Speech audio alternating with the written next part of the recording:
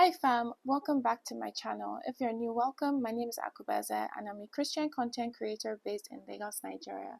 Back with another episode of my Women of Faith / Kingdom Wives series, in which we are studying the great women in the Bible and learning lessons from their faith. So last week we started off a new series in which we are studying the power dynamics in relationships and the power play in relationships. Not only, power tussle between couples, but also seeing how couples use their power, whether for good or for evil. And last week we saw the ruin that comes to a couple that uses their power for evil. And this week, we are going to be studying a couple that uses their power for good, and also seeing the power tussle in the story. So yeah, it's interesting. I hope you did the reading. It's actually very interesting. And without further ado, let's get into the word. So we are studying 2 Kings 11. We are told that when Athaliah, the mother of King Ahaziah of Judah, learned that her son was dead, she began to destroy the rest of the royal family. Immediately, you're just like, what? How power hungry can you be? Your son just dies and you're not grieving, you're not looking for how to bring all the family together so everybody can be comforted and mourn together. Nope, her reaction is to destroy the rest of the royal family so that she can take the power for herself. But in verse 2, we are told that Ahaziah's sister Jehosheba, the daughter of King Jehoram, took Ahaziah's infant son Joash and stole him away from among the rest of the king's children who were about to be killed. She put Joash and his nurse in a bedroom, and they hid him from Athaliah so the child was not murdered. Joash remained hidden in the temple of the Lord for 6 years while Athaliah ruled over the land. So immediately you see a difference. Somebody who uses her position and her power and her influence for good. She uses her power to preserve rather than to dominate, or rather than to frustrate, or rather than to destroy. She uses her power to ensure that the king's rightful heir remains alive. And so we are told that in the 7th year of Athaliah's reign, Jehoiada the priest summoned the commanders, the Karite mercenaries, and the palace guards to come to the temple of the Lord. He made a solemn pact with them and made them swear an oath of loyalty there in the Lord's temple. Then he showed them the king's son. Jehoiada told them, "This is what you must do. A third of you who are on duty on the Sabbath are to guard the royal palace itself. Another third of you are to stand guard at the Sur gate, and the final third must stand guard behind the palace guard. These 3 groups will all guard the palace. The other 2 units who are off duty on the Sabbath must stand guard for the king at the Lord's temple. Form a bodyguard around the king and keep your weapons in hand. Kill anyone who tries to break through. Stay with the king wherever he goes." We are seeing yet again another example. He's a man, so obviously I'm not focusing on him, but you just see that somebody else too. Jehosheba used her power to preserve the king, but somebody else is also using his power to secure the king. And so, they formed a bodyguard around the king. And so we're told that the commanders did everything as Jehoiada the priest ordered. The commanders took charge of the men reporting for duty that Sabbath, as well as those who were going off duty. They brought them all to Jehoiada the priest, and he supplied them with the spears and small shields that once had belonged to King David and were stored in the temple of the Lord. The palace guards stationed themselves around the king with their weapons ready. They formed a line from the south side of the temple around to the north side and all around the altar. Then Jehoiada brought out Joash, the king's son, placed a crown on his head, and presented him with a copy of God's laws. They anointed him and proclaimed him king, and everyone clapped their hands and shouted, "Long live the king." When Athaliah heard the noise made by the palace guards and the people, she hurried to the Lord's temple to see what was happening. See the the babe doesn't waste time. Power-hungry desperation.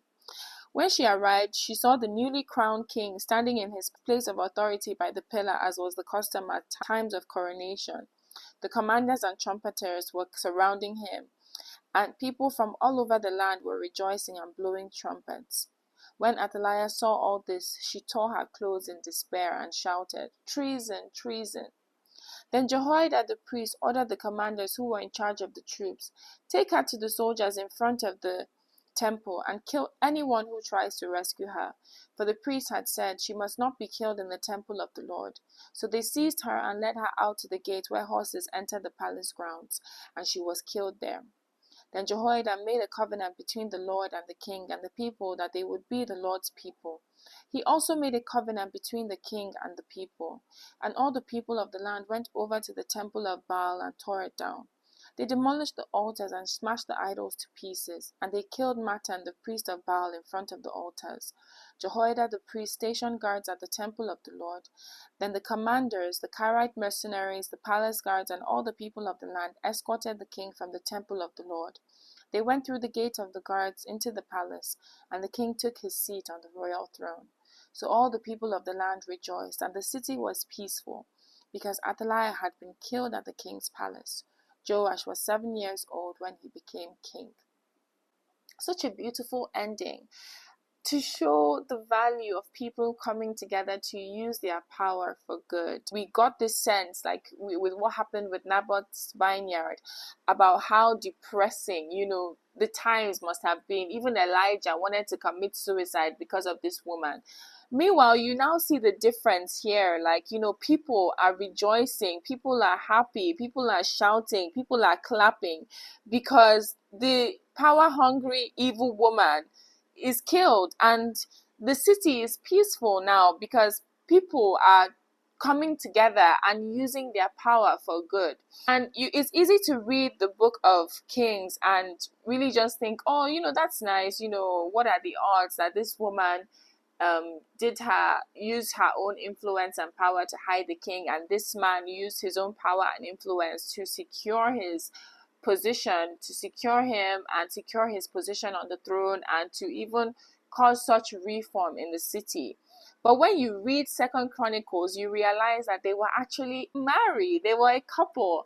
And I'm like, yeah, that is what I think of as a power couple. Like, so we hear in Second Chronicles 22 that Ahaziah was 22 years old when he became king, and he reigned in Jerusalem 1 year.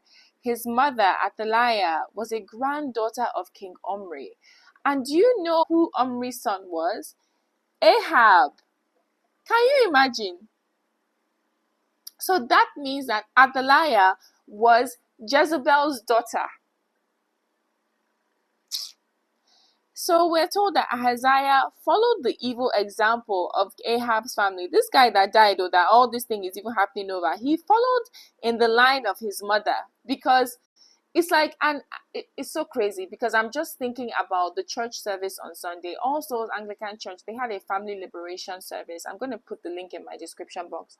Honestly, that service is worth replaying, listening to, and praying with, because it really made you realize the value of family, the impact that families make in society, whether it's a family that's doing good or a family that's doing evil. And we see it here. Like, it's so clear, it's reinforced to me so much more clearly that look at what happened. From Ahab and Jezebel came this destructive family of Athaliah and whatever her husband's name was, and then her own son too, Ahaziah, continued in the evil way because his mother encouraged him in doing wrong. We're told that in verse 3. And he did what was evil in the Lord's sight, just as Ahab's family had done. They even became his advisors after the death of his father, and they led him to ruin. When Athaliah, the mother of Ahaziah, learned that her son was dead, she began to destroy the rest of Judah's family. But Ahaziah's sister Jehosheba, the daughter of King Jehoram, so they were obviously like same dad but different mothers, she took Joash, his infant son, stole him away from among the rest of the king's children that were about to be killed, and she put Joash and his nurse in a bedroom. And in this way, Jehosheba, the wife of Jehoiada the priest and sister of Ahaziah, hid the child, so that Athaliah could not murder him.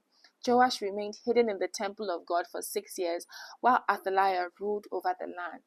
And I was like, wow, a kingdom couple.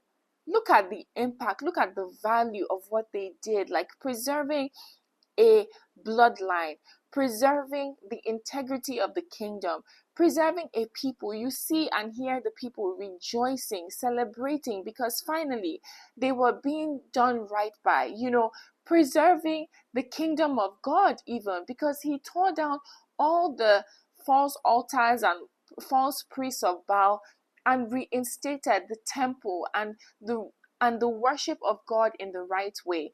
And I was just like, beautiful. I love that.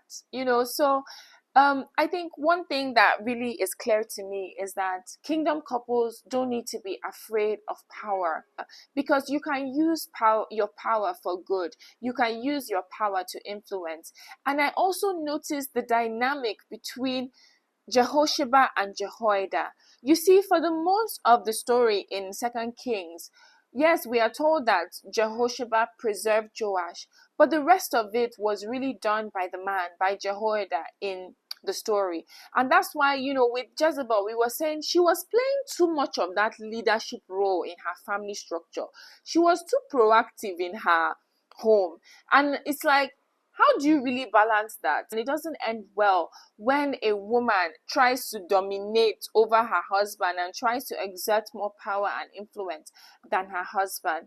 I don't think it tallies, but I know that culture is shifting, generations are shifting, and so a lot of women now are breadwinners. A lot of women are the ones who are keeping their homes afloat, really and truly, are the spiritual heads of their homes. But honestly, everything I see in the Bible doesn't point to that really working out, or doesn't really point to that being beneficial for society. But I'd love to hear you guys' thoughts on that topic, because I do feel like a couple should come together to exercise their power for good.